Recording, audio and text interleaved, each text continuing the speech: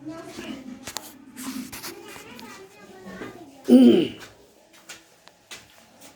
very good morning, my dear students. Today I am going to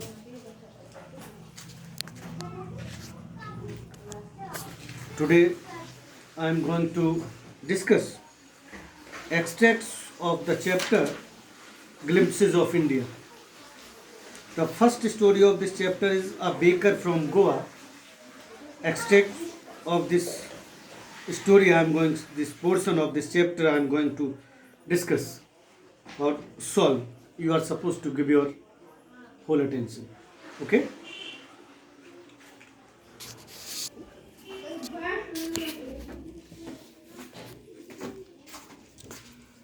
This is the first extract.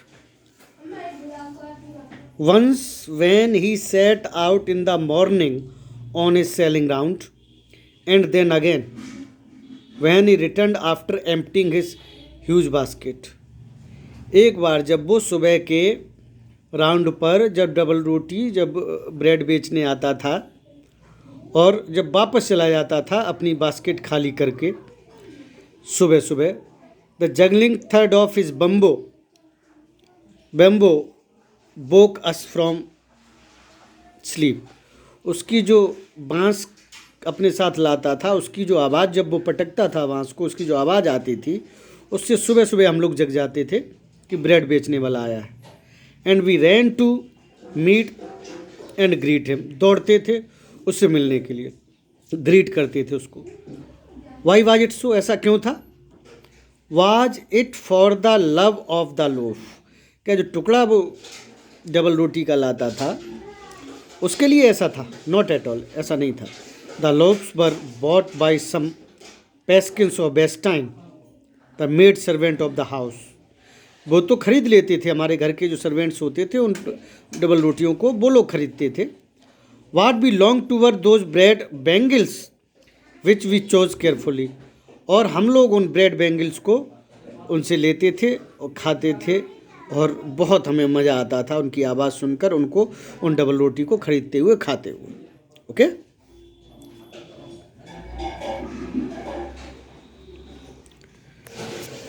देखिए,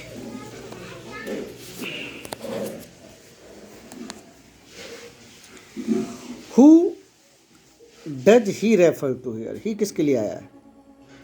narrator के लिए, baker के लिए, blazer और servant के लिए.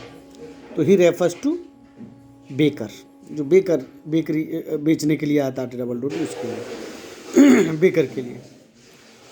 वाट did the huge basket contain? क्या होता था उस ह्यूज बास्केट में? उसकी ब्रेड होती थी, चाय होती थी, कॉफ़ी होती थी, लोप्स होते थे. ओके? तो वहाँ पर आप इसमें वैसे ब्रेड ही होता था वो जो बेकर आता था बेचने के लिए, तो आप लोप्स कर सकते हैं इसमें. ओके? ब्रेड के पीस होते थे उसमें. The children were excited about his selling call and the sound of the bamboo. उसकी selling call, sound of the bamboo और जो डिफरेंट फ्रेगरेंसेस की जो डबल रोटी और जो बेकरी होती थी उसके पास, जो लोप्स होते थे, ब्रेड जिस तरह से होती थी, उससे बच्चे उसके लिए बहुत एक्साइटेड हो जाते थे. The phrase longed for here means longed for.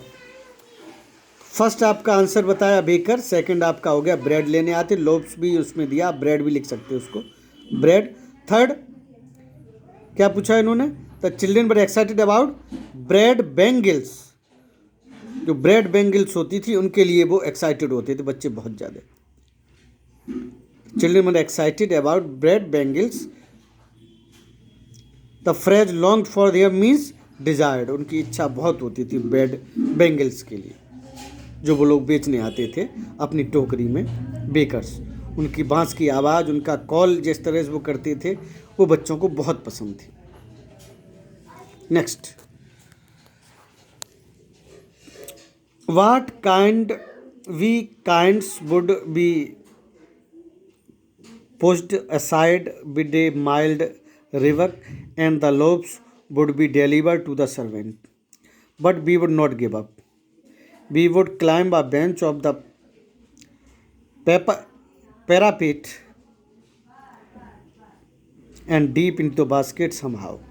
I can still recall the typical fragrance, typical fragrance of those loaves from the elders and the bangles for the children's.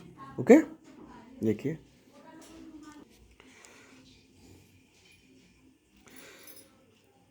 We kids would be pushed aside with a mild rebuke. वो थोड़ा सा डांट के हम बच्चों को एक तरफ कर देता था. And the loaves would be deliver to the servant, और डबल रोटियाँ और जो भी ब्रेड होती थी वो सर्वेंट को दे दी जाती थी, हमारे घर के नौकरों को. But we would not give up, हम छोड़ते नहीं थे पीछा, हारते नहीं थे. We would climb a bench, हम लोग किसी बेंच पर ऊपर चढ़ जाया करते थे रख कर, और उसकी बास्केट में झांका करते थे. I can still recall the typical fragrance of those loaves, उन डबल रोटियों की जो फ्रेगरेंस, जो खुशबू आती थी, अभी भी हमें वो याद है. लोव्स फॉर एल्डर्स, उनके लिए तो डबल रोटियां होती थी. एंड बैंगल्स फॉर, हम बच्चों के लिए वो चूड़ियाँ होती थी गोल गोल, उनसे खेला करते थे. Who does we refer to here, we किसके लिए रेफर यहाँ पे आया है, तो we kids, we refer to children. Okay, किसके लिए रेफर हुआ यहाँ पर वी आया आपका, नरेटर एंड हिज फ्रेंड्स, उसको भी आप कह सकते हैं. चिल्ड्रन के लिए आया narrator and his friend. Narrator, तो वी रेफर टू बेकर के लिए आया, नरेटर एंड फ्रेंड्स के लिए आया है, या विलेजर्स के लिए आया, नन ऑफ दीज. किसके लिए आया है ये, नरेटर एंड हिज फ्रेंड्स, वो खुद और बच्चे जो थे उनके लिए आया, हम बच्चे जमा हो जाते थे. Next,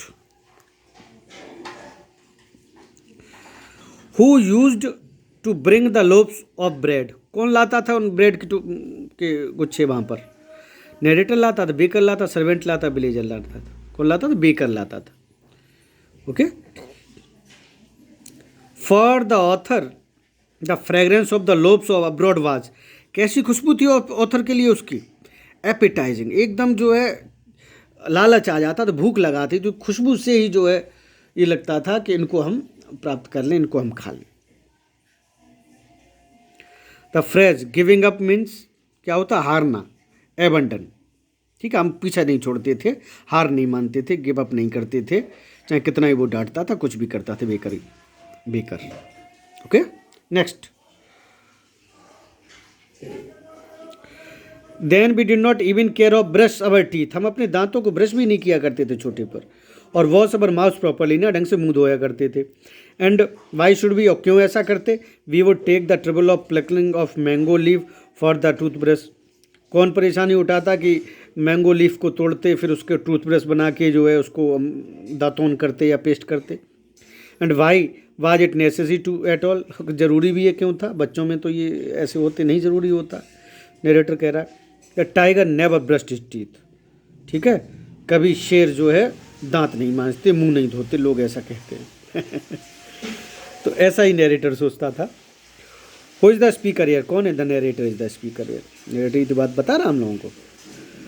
where did the speaker live in his childhood days, कहाँ रहता था वो, पणजी, बॉम्बे, दिल्ली और गोवा, कहाँ रहता, तो गोवा का ये है बेकर, जो आपकी स्टोरी दी है, गोवा में रहता था वो. ही lived in Goa. The speaker used for his toothbrush, toothbrush के लिए क्या चीज़ यूज क्या करता था, मैंगो लीफ. क्या यूज करता था, mango leaf. Mango leaf use किया करता था अपने दांतों में पेस्ट के लिए, ब्रश के लिए. The phrase at all here means, at all का मतलब क्या है, इन एनी डिग्री, किसी भी तरीके से. ठीक है. And why was it necessary at all, बिल्कुल भी क्यों ज़रूरी था ये, पूरी तरीके से.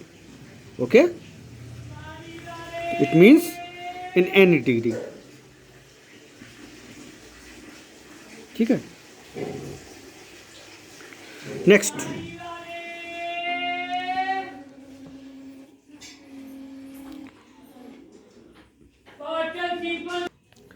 द बेकर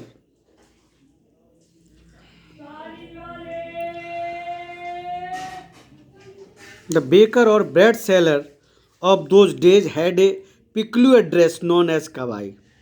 अजीब सी ड्रेस वो लोग पहनते थे, ब्रेड सेलर या बेकर होते थे जिनको कबाई बोलते थे. It was a single piece long frock reaching down to the knees.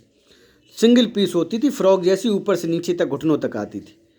In our childhood we saw bakers bearing shirt and trousers which wore shorter than full length. हमने अपने बचपन में देखा बेकर्स को शर्ट और ट्राउजर्स पहने थे जो फुल लेंथ के ना होके थोड़ा सा छोटे उससे होते थे. Ones and longer than half pant. Half pant से बड़ा होता था, फुल पैंट से छोटा होता था.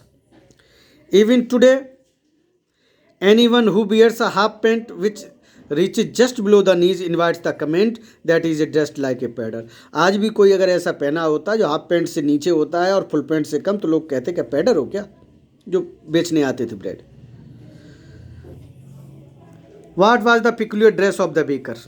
Double piece frock, kabai, multiple dress, a simple dress. कैसी उनकी ये ड्रेस होती थी जो पहन के आते थे उसमें. तो उनकी ड्रेस को क्या बोलते, जो पहन के आते थे उसको बोलते थे हम कवाई. उनकी ड्रेस जो लंबी सी और हाफ पैंट से बड़ी, फुल से छोटी, उसको कवाई बोलते थे. Okay, known as kabai. What did the local people call the baker. Local people क्या कहते थे बेकर को, पैडर. क्या बोलते थे उसको, पैडर बोला करते थे लोग. The shirt and trousers borne by the baker were. कैसे होते शर्ट और ट्राउजर्स पहनते, शॉर्टर देन फुल लेंथ. कैसे थे, shorter than full length, full length से थोड़ा सा छोटे. The phrase known as here means, known as जाने जाते थे, इसका क्या मतलब, फेमस है. They were famous as kabai, pader et cetera. तो famous as, they were known means famous as. Okay.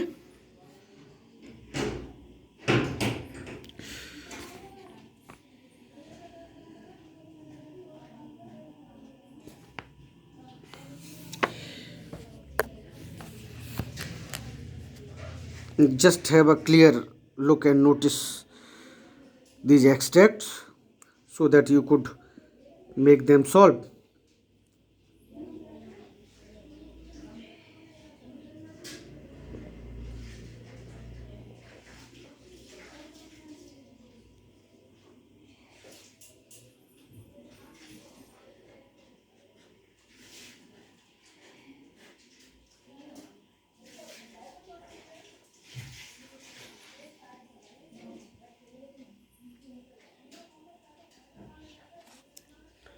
Okay, this is your homework, home assignment.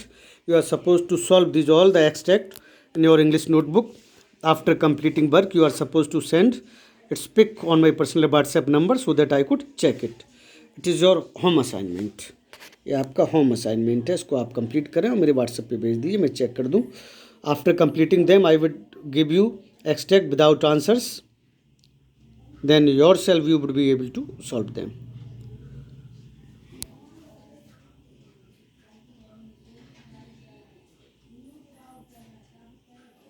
Okay, this is your home assignment.